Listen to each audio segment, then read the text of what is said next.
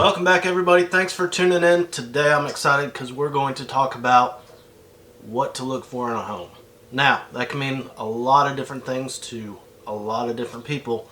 So make sure, let me know below in the comments section what you think makes the perfect home, whether it be construction, the nuts and bolts of it, location, whatever it is. Leave us a comment below. Let us know what that perfect home looks like for you. And if you're in the market to look for a new home, shoot me a message. Shoot me a text, email, whatever's comfortable for you. But let's talk about the perfect home for you.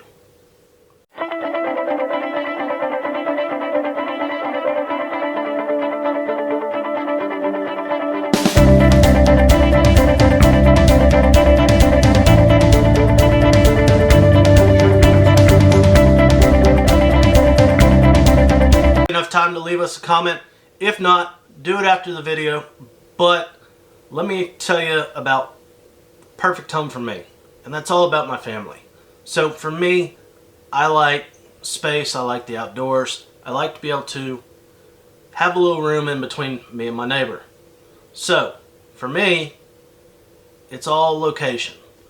Now some of y'all may be the same exact way, and it's all location. Maybe it's for the schools, maybe it's for the amenities around there. The neighborhood has a spectacular pool or workout facility, or maybe you want that downtown space that you can go out and see the nightlife or the fabulous restaurants.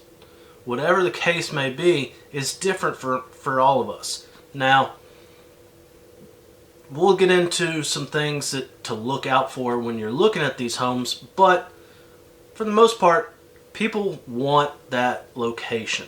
And that's what it boils down to, is location. And so when you're looking for that perfect location, it all stems around what you want to be able to do with your free time when you aren't working. Because let's face it, most of the time we're stuck working. And that's not always the funnest part of owning a home. It pays for it, but it's not what we're looking to get out of owning a home. Now, it's financial. You know, what you want to be able to, do you plan on living there for 30 years? Do you plan on living there for 5, hoping the market goes up even higher so that you can make some money on it and get into that bigger house? It's a number of things, and each one of those is different for everybody out there. Like I said, for me, it was location. You know, I live on the wife's family farm. It's been in the family forever, over 100 years. Kids are 7th generation. My closest neighbor is my mother-in-law and her mom. But other than that, I don't have next door neighbors as in a normal neighborhood would. Now, neighborhoods are creeping up on us, and I can see them from the front porch, but I still have my space, and that's important to me and my family. We like to garden, we like to do our aquaponic garden that we've started and involve the kids in the outdoors. And so that was important to us, to stay around the area, stay on the family farm, and be able to take advantage of some of those things that not a lot of folks do.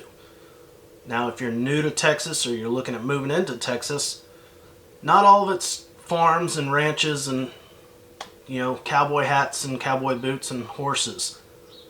Nobody rides to work on a horse anymore. It just doesn't happen unless you work on a ranch, working cattle.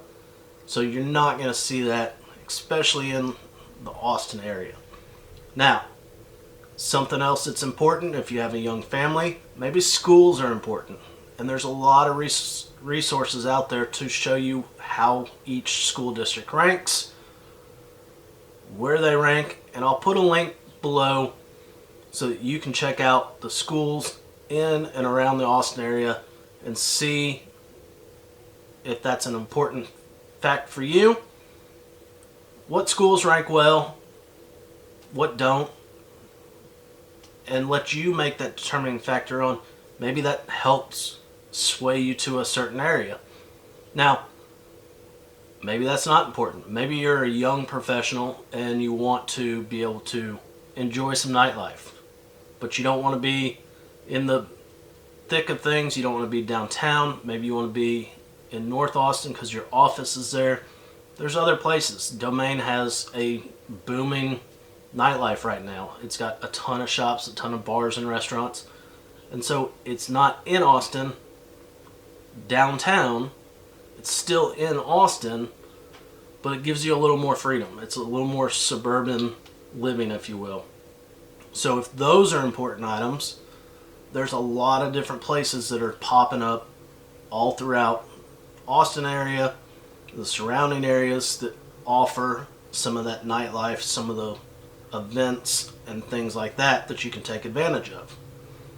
Maybe you're retired. Maybe you want a slower lifestyle. Maybe you want to live on the outskirts of town. Maybe you enjoy playing golf or tennis or whatnot.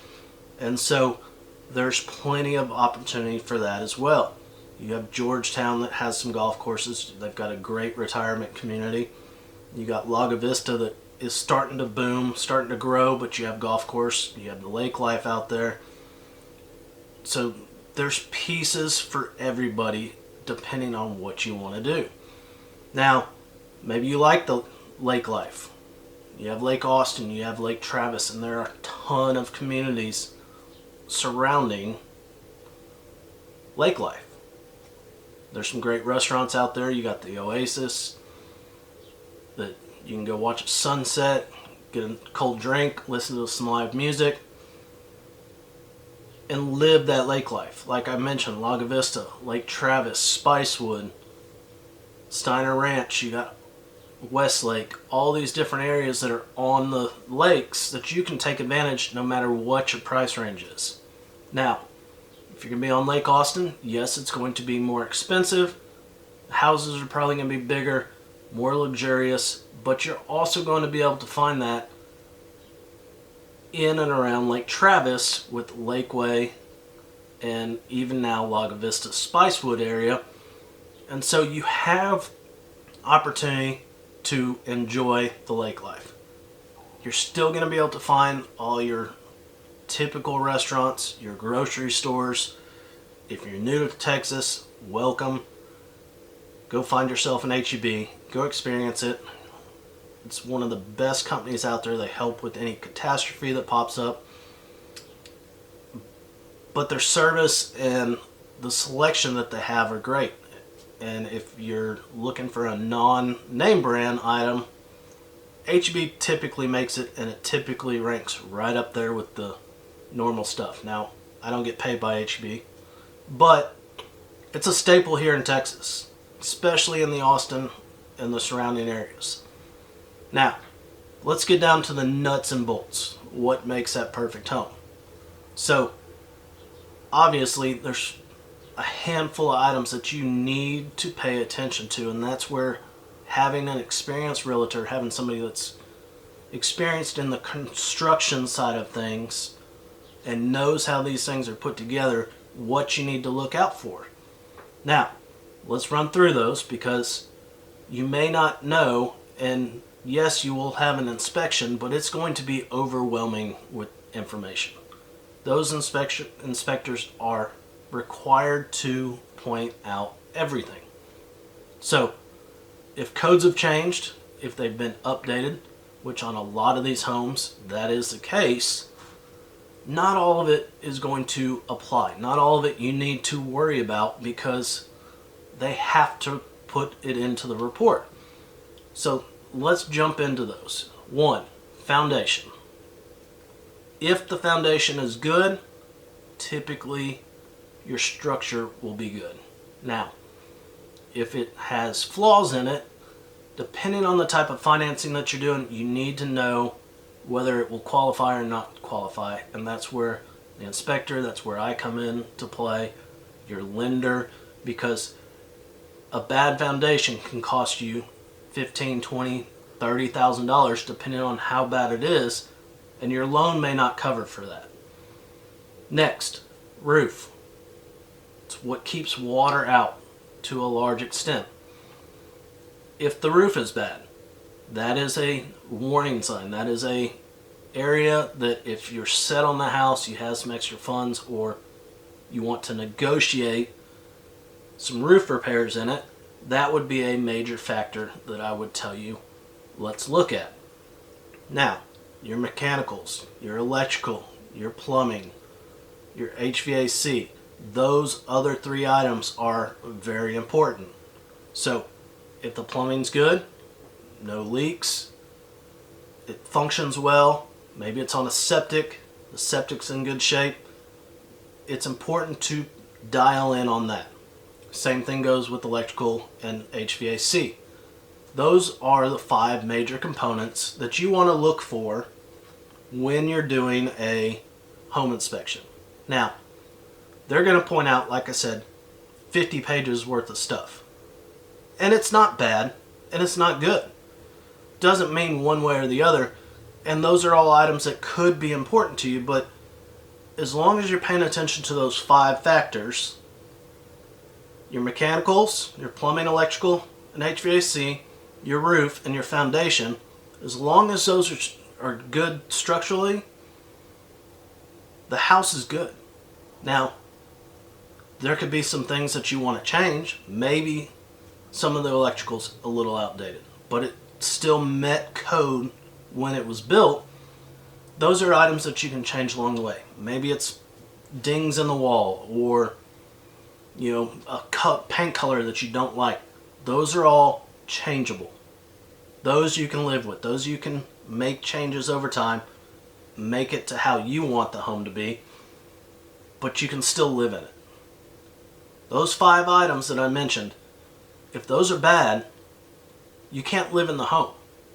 You could, but you're not going to enjoy it. And that's the whole purpose, that's the whole reason people want to buy a home, is to enjoy it. To get out of renting.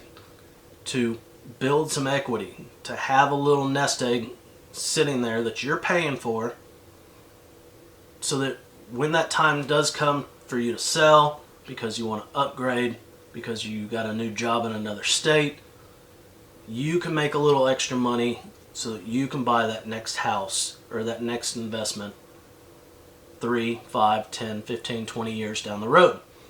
And so, keeping in mind that the nuts and bolts of a home make it a home. Your studs, your insulation, your drywall, electrical, plumbing, all these things build a home to allow you to live in and enjoy with your friends, with your family, with whoever it may be. And that's the important part to understand. We can live wherever we want. Right now, more so than ever, because a lot of us are able to work remotely. We're able to pick and choose where we want to live. And when we do move into a new home, we want to be happy. We don't want to have a bunch of work. Or maybe you do. Maybe you like to remodel. Maybe that's right up your alley and you want that fixer-upper. As long as you know the risk involved in it, then go for it. But at the end of the day, we pick a location that works best for our situation, whether it's family, business, whatever it is. We choose that for us so that we can enjoy it. So at the end of the day, no matter where you pick, no matter where you want to be, make sure that you understand what you need to look for when you're buying that home. Whether it's with me or somebody else, understand that those 5 factors, that foundation, that roof, your plumbing, electrical, and HVAC, if those are sound, those are good, then you're in a much better spot to get to sit back, enjoy being a homeowner, and live that American dream of owning a home. So I hope this has helped. If it has, let us know below. Hit that like button, hit that subscribe button, and we'll see y'all soon.